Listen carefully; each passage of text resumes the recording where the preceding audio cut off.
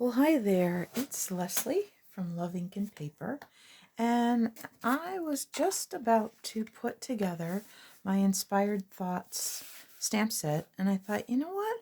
I wonder if anybody ever has trouble putting these cling sets together. Let me just do a quick video and show you the method I use that works best for me. Okay, so when you get a cling set, the stamps are all die cut for you like this. So you just, it's easiest for me to just pull them all out and then get rid of that rubber part. Now I don't tend to get rid of this piece, and see all this extra?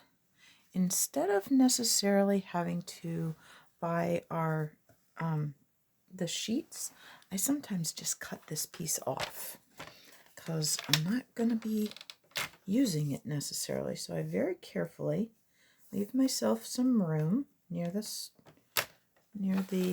where the stamps are, and I just cut that little piece off. And then if I have an old clear mount set or something where I need just a little bit of adhesive to hold a stamp onto a block, I have that spare around, so that's nice. All right, so then the thing that I like to do is one at a time take these pieces out. I try really hard to have the label stay in there. So then I find Sheltering You with Love. Here we go. This is the one that we want to put there. So then I just very carefully put it in like a puzzle piece, as though I'm doing a jigsaw puzzle, and I just fit it right in there. Okay, give it a good little press down, and then I can peel it up and it's ready to go. All right, now I do save my sheets because sometimes when these stick to the inside of the case for a long time, if you haven't used it in a little while, they really get stuck. And then you have to kind of work at a corner to pull them up and stuff.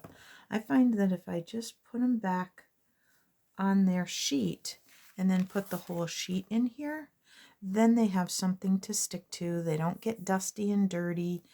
So anyway, that's what I do. So let's do another one. Let's pull this piece out. I won't make you watch me do the whole thing.